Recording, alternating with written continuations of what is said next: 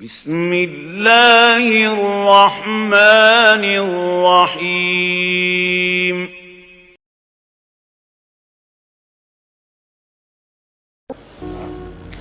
Bismillahirrahmanirrahim. Assalamualaikum warahmatullahi wabarakatuh. Alhamdulillahilladzi anzala sakinah fi qulubihil mu'minin liyazdadu imanan ma'a imanihim. Asyhadu an la ilaha illallah wahdahu la syarikalah wa asyhadu anna Muhammadan abduhu alladzi la nabiyya wa la rasula ba'dah, amma ba'du. Alhamdulillah, puji dan syukur mari kita panjatkan kehadirat Allah Subhanahu wa taala, yang mana pada saat ini, pada waktu ini, pada detik ini kita semua masih diberikan kesehatan oleh Allah, masih diberikan perlindungan oleh Allah, dan mudah-mudahan kita dijauhkan dari segala wabah oleh Allah Subhanahu wa taala.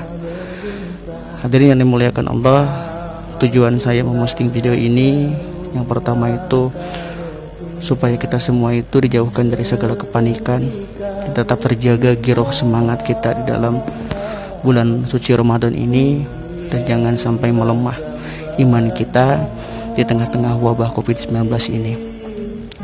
Jadi yang dimuliakan Allah Subhanahu wa taala, situasi saat ini memang berbeda, tidak seperti biasanya. Keadaan di sekitar kita pada bulan Ramadan tahun ini itu mungkin tidak sama dengan tahun-tahun sebelumnya. Kondisi perekonomian sebagian besar masyarakat pada bulan Ramadan tahun ini mengalami penurunan drastis dan terus melemah. Situasi dan kondisi memang berubah saat ini, tidak seperti tahun-tahun sebelumnya. Tapi harus kita ingat, kita tidak boleh berubah dalam menyikapi perkembangan terkini. Sesulit apapun keadaannya, hati kita tidak boleh goyah, dan iman kita tidak boleh melemah. Mari kita terus mengasah senjata sabar dan syukur kita. Inilah saatnya kita diuji oleh Allah, apakah hati kita ini betul-betul memiliki sifat sabar dan syukur, ataukah sabar dan syukur tersebut itu selama ini hanya slogan di bibir saja. Allah, kita perlakukan Ramadan tahun ini sebagaimana kita memperlakukan Ramadan tahun-tahun sebelumnya. Kita raih ampunan, keberkahan, rahmat Allah, dan pembebasan dari api neraka. Sebagaimana hal itu juga kita lakukan dengan penuh semangat pada bulan Ramadan sebelumnya. Pada bulan Ramadan sebelumnya, semangat ibadah kita harus tetap membaja, api motivasi kita harus senantiasa menyala, gairah kebajikan dalam diri kita harus selalu kita jaga.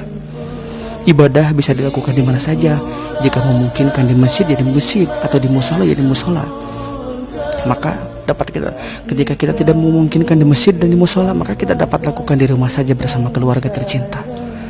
Pada Ramadan tahun ini, kita tidak hanya berjuang melawan godaan setan dan hawa nafsu saja, tapi kita ini sedang berlaga di medan perang melawan keadaan yang membuat banyak orang menjadi panik, keadaan yang membuat banyak orang itu menjadi takut, resah, susah, risau, galau, khawatir, ketar-ketir, was-was, mencaci, memaki, mencerca, tidak sabar dan tidak bersyukur.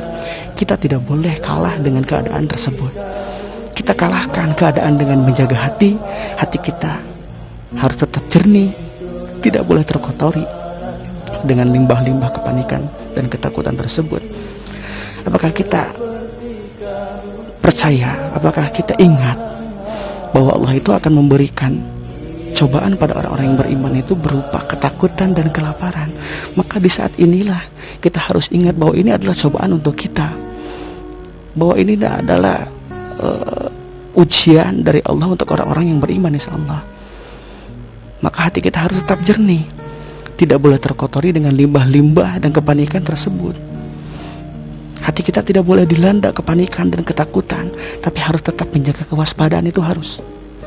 Ibadah jangan ditinggalkan, tapi protokol kesehatan juga jangan kita abaikan. Ikhtiar lahir tetap dijalankan, tapi tawakal kepada Allah itu jangan sampai menjauh dari hati kita masing-masing. Allah Subhanahu wa taala ini muliakan. Hadirin yang dirahmati Allah, mari kita lakukan ibadah di bulan Ramadan ini dengan imanan wa ihtisaban, agar kita meraih ridha Allah dan memperoleh ampunan dari Allah dari segala dosa-dosa yang kita lakukan selama ini. Kita lakukan ibadah dengan iman yang kokoh dan niat semata-mata hanya karena Allah semata.